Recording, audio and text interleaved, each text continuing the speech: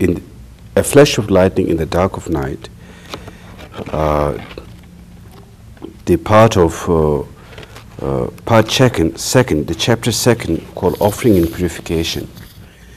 In Offering and Purification, the precious mind of bodhicitta does not arise without a cause, you know. And in order to arise the precious mind within our heart, that we need to accumulate a great strength of merit. That's where the part Offering and Purification comes. The offering to the Buddhas and Bodhisattvas, the ones who have abandoned all neurosis, the ones who have, embark on the path of concern for others, totally concern for others, which is the way of the Bodhisattva. That thinking of their benefits, thinking of their happiness, thinking of their enlightenment, and dedicating oneself for that as long as it takes, and tirelessly, no matter how difficult the task is to work with somebody else, but you are not afraid to work with that. And that kind of mental attitude, strength, altruistic motivation, altruistic motivation is what makes our karma purified. And that kind of thought, method of being, arise or bodhicitta, it doesn't come with a cause, it comes with a cause of merit. So therefore, traditionally, one goes to a shrine, one goes to, like in the presence of a Buddha's form, like a presence of Buddha's statue or tanka or teacher, and then one make an offering of flowers, offering of incense, an offering of whatever, one can visualize from one's heart, like beauty, the sound, the sights, and then one offer to the Buddhas, and then, one offer to the Buddhas so that we could also have arise in our heart the mind of the Buddhas and Bodhisattvas, which they have committed themselves on the path, to benefit being. So we also pray and make aspiration that that kind of mind, may awaken in my heart so that I can make a wholesome life, that praying that my life will not be unwholesome, but my life can be wholesome, where I can act on the way of the Bodhisattva and follow that path through 4 immeasurable and 6 paramatters. That's how one makes that kind of dedication and commitments in one's heart. So offering and purification, that is. Offering to the Buddhas whatever beauties one can visualize from one's mind. Flowers, incense, water, so and so, And then also one can make offerings, because we were talking about yesterday, rejoice, The rejoice is not something that not only you can rejoice in something you are connected with, but something which is outside of your life, like someone else joy, someone else happiness, which has nothing particularly to do with you. Even by rejoicing in someone else outside of you, you gain merit. Something connected personally to you, of course there is merit, like your family and friends, their happiness, you rejoice, there is great merit. But something which is none other than your friend and families, something, let's say, a stranger, like other people, or the happiness of a country, the well-being of a people of another country, or someone else act of compassion. Let's suppose, like in Africa, the group of musicians going there and helping and raising money and trying to benefit through their work, and which will feed millions of people, like rejoicing, all that kind of positive action, one can gain tremendous merit out of that.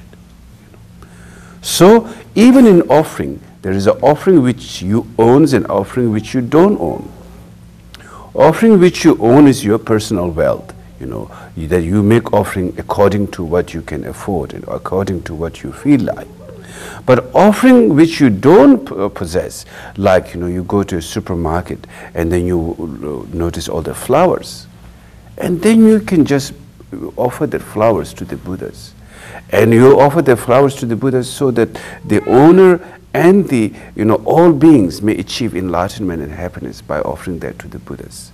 You're not particularly concerned of yourself, but you're concerned of the, the person, the others, including the owners, and may all achieve happiness through offering. You can offer that from your mind. You can offer the universe from your mind. And that kind of mind creates tremendous, it lays the foundation for tremendous merit and tremendous positivity to grow in your heart. So therefore, the offering and purification comes like that. Which you own and which you don't own, one can offer that with pure heart. And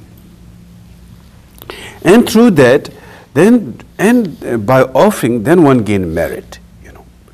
There are two kinds of merit. One is relative merit and one is ultimate merit. The relative merit, through gaining relative merit, one can have long life, well-being, strength, and glory and such thing.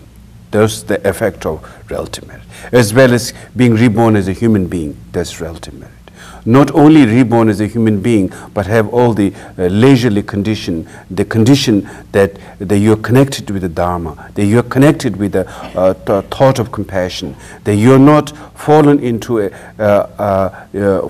state that where you disregard other human beings, where you begin to have discrimination on sex, where you begin to look down on others. You have a mind which respects all beings equally with respect. Even you have certain disagreement, but fundamentally you have respect and love and care and concern for others. That is a very precious human rebirth.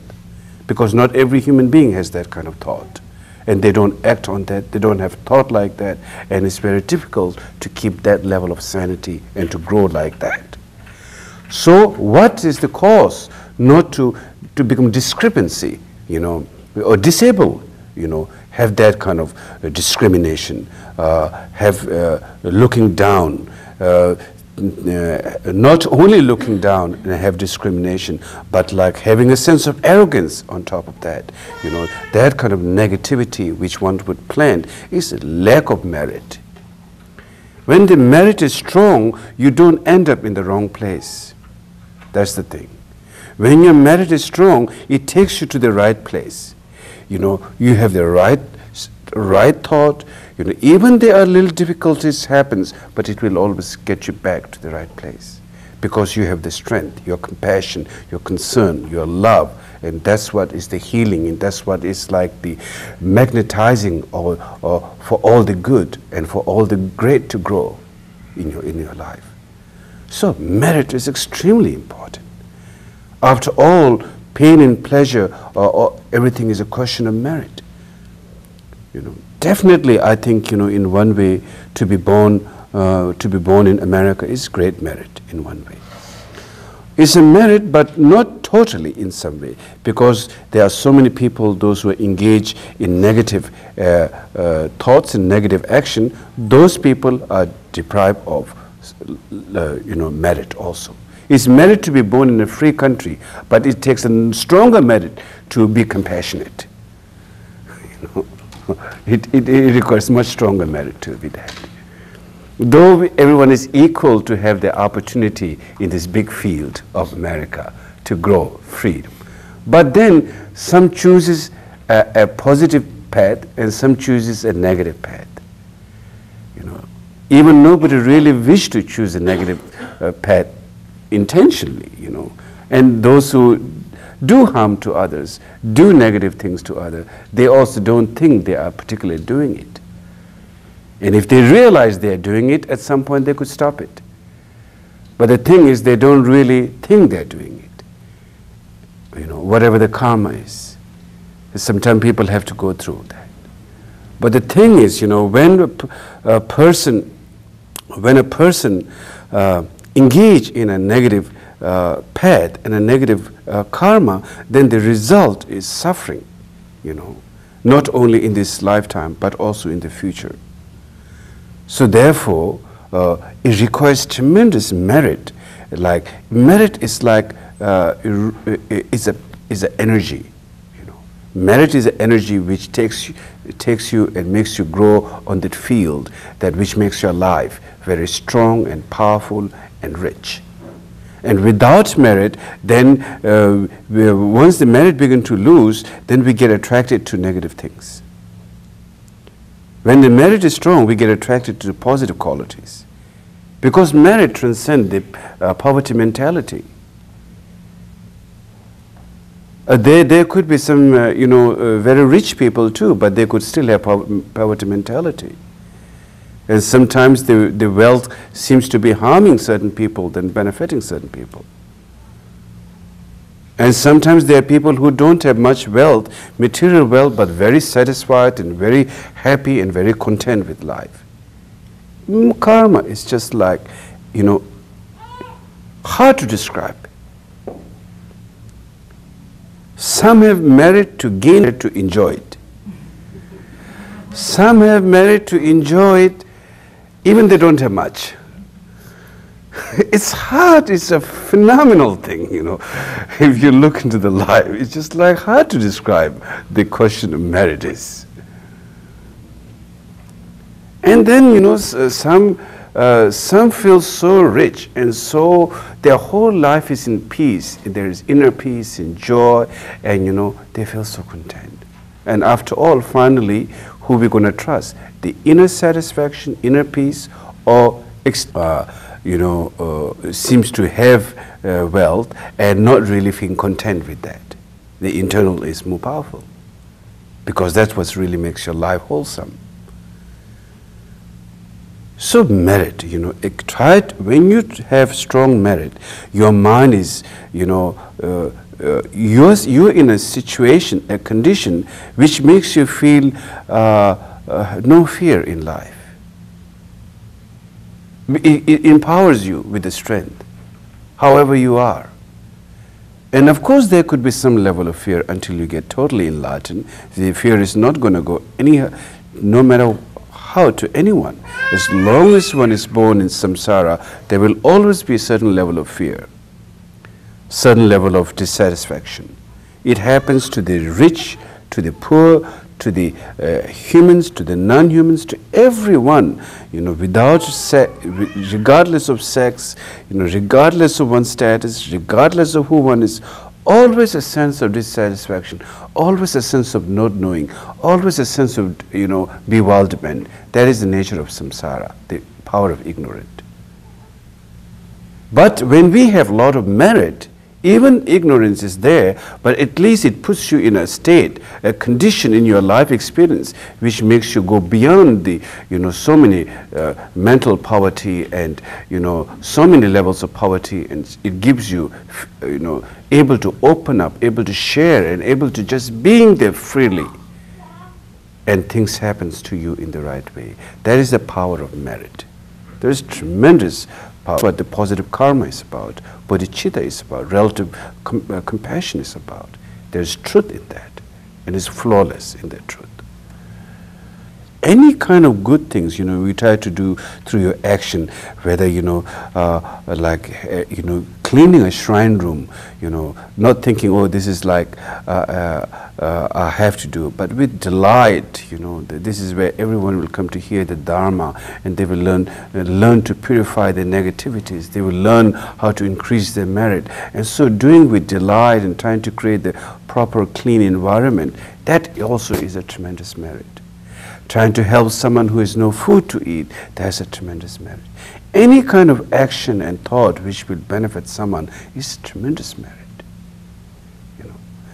And then, being spiritual friend, talking to someone who is in pain, trying to listen to them and trying to give them the right kind of advice, compassionately, the right skillful mean, and that can be tremendous, offering. So all kinds of offering, whether it's physical offering of flowers and food and whatever, or that, or something you own and something you don't own, they all generate merit. And through generating merit, the mind of the bodhicitta, the fearlessness, going beyond poverty. Bodhicitta is going beyond poverty.